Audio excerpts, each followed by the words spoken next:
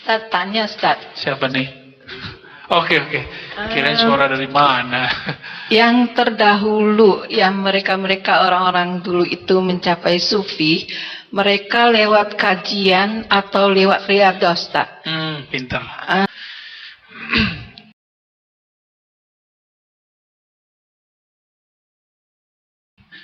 Apakah yang lebih dahulu? Manakah yang lebih dahulu untuk mencapai ma'rifat sufi itu? Apakah riyadhah dulu atau apa tadi? Riyadhah atau ma'rifat gitu ya? Ya. Kita dibandingkan umat terdahulu umurnya pendek atau panjang? Pendek. Umat terdahulu ada yang ibadah 500 tahun. Itu masuk surga kata Allah dengan rahmatku. Dia merasa dengan amalku. Ditolak oleh Allah. Mau dimasukin ke neraka, dia minta-minta, ya Allah, ya udah masukin saya dengan rahmat. Ada orang gak punya amalan, maksiat semua, jadi lembaran hisapnya itu maksiat semua. Udah mau digiring oleh malaikat neraka, tiba-tiba Allah bertitah, buka dadanya, ternyata ma'rifatullah ada di dalam kalbunya. Allah, la ilaha illallah. Di riwayat Imam At-Tirmizi, la ilaha illallah di kalbunya. Di riwayat Imam Al-Bihaqi, Allah. Digabung duanya, Pak, isinya ma'rifatullah, mengenal Allah. Di akhir zaman ini kita kuat gak ibadah seperti Sunan Kalijogo, Syekh Abdul Qadir Jilani? Kuat gak? Syekh Abdul Qadir Jilani itu lebih dari 25 tahun sama dengan Abu Hanifah, Abul Hasan Asy'ari, pendiri akidah Asy'ariyah itu 20 tahunan lebih mereka wudhu subuhnya pakai wudhu isya. Gimana caranya? Nggak batal, Pak, dan nggak tidur. Kuat nggak? Ibnu Arabi dikafirkan orang, Pak. Orang yang dikafirkan nggak nyampe 7 hari mati. Datang dia ke sana, dia takziah, dia bacakan la ilaha illallah 70.000 kali, dia hadiahkan untuk orang yang mengkafirkan dia. Sanggup nggak?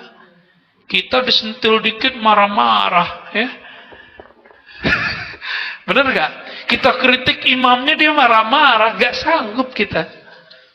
Maka di akhir zaman ini dibaliklah, ada ijtihad baru.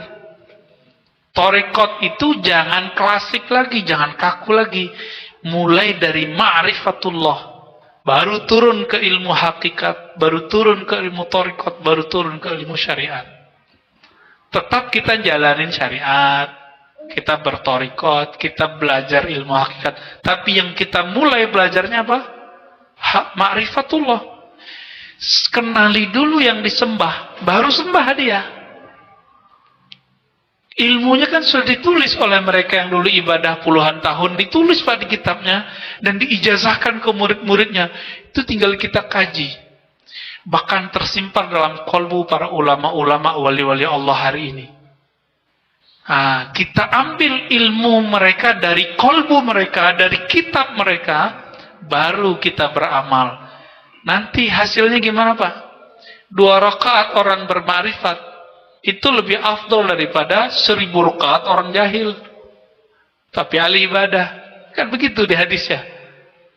Ya, orang alim sholat, orang alim tidur. Di sini juga ada. Kata beliau, orang arif jika tidur itu lebih afdol daripada orang yang jahil sholat. Ada di sini. Bukan kita melebih-lebihkan. Emang begitu hadisnya, begitulah ulama mengartikannya. Jadi, Bapak Ibu yang makan Allah, di zaman ini kita emang nggak kuat. Bapak nggak usah ikut tarekat yang aneh-aneh. Ya, nanti saya tunjukin tarekat apa yang Bapak pelajari nanti. Tarekat yang isinya ma'rifatullah lalu beramal. Ma'rifatullah beramal. Nggak boleh pisah ini. Ya. Tapi ma'rifat itu adalah afdalul amal, amal qalbu. Saya tutup dengan hadis Nabi. Nabi ditanya, wahai Rasulullah, apakah amal paling afdal? Kata beliau, al-imanu billah, iman kepada Allah. Iman di mana? Di kolbu atau di badan?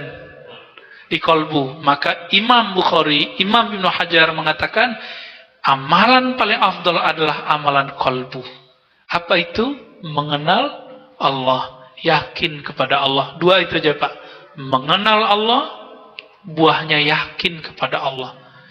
Kalau Ibnu Qayyim dia balik.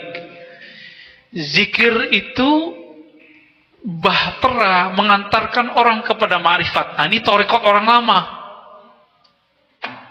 Mereka ibadah bertahun-tahun supaya nambah ma'rifat.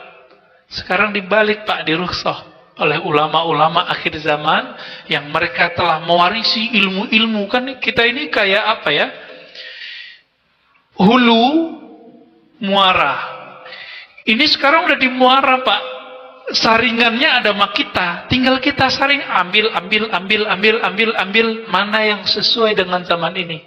Yang penting kita bisa mengenal Allah, bermakrifat kepada Allah, mengenal hakikat keyakinan sejati, bertarekat berjalan menuju Allah, dan mengamalkan syariat yang zahir dari Rasulullah Sallallahu Alaihi Wasallam.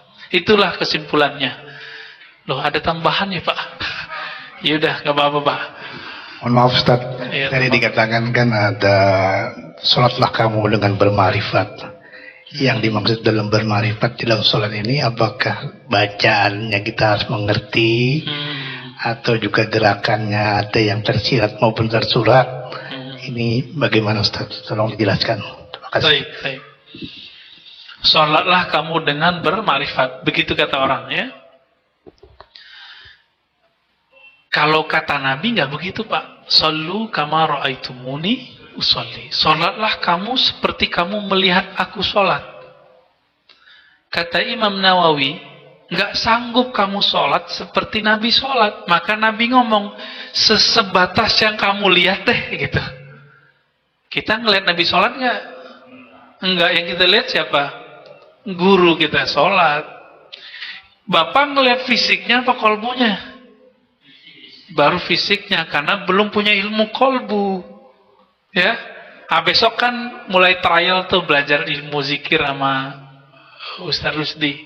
Nanti saya beri juga beberapa. Biar dialah belajar zikirnya, nanti kita tebar dikit-dikit ilmu ma'rifatnya insya Allah. Ilmu ma'rifat itu Pak, membuat 4 rakaat terasa 1 rakaat. Itu ciri-cirinya.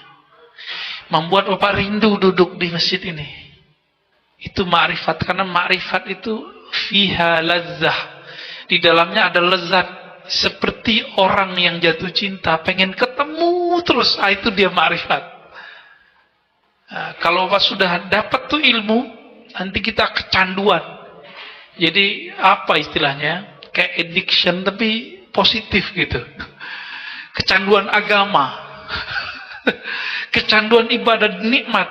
Nanti kata Nabi apa? Walaupun hadisnya dhaif tapi dia naik menjadi hasan li ghairihi. Uzkurullah hatta yaqulu hatta yaqulul munafiqun muraun. Berzikirlah kamu sebanyak-banyaknya sehingga orang munafik mengatakan kamu ente gila. Orang jam segitu kerja ente malah zikir. Itu dia ya. Ya coba aja sendiri Pak. Kita makanya lebih afdol ngaji. Bapak kalau ngaji pada subuh tahu-tahu udah syuruk, ya kan? Tapi Bapak coba sendiri duduk, baru 15 menit nyut di kaki. Tapi aneh, kok kalau ngaji nggak kesemutan Pak kakinya? Benar nggak? Karena kita nggak sadar gerak begitu aja. Asik di kepala menerima, di kolbu itu dia menyerap, di rohani dia girang. Karena dia mendekat kepada sang kekasih hakiki. Saya kalau membahas itu bisa mewek-mewek Pak, nanti aja. Ya.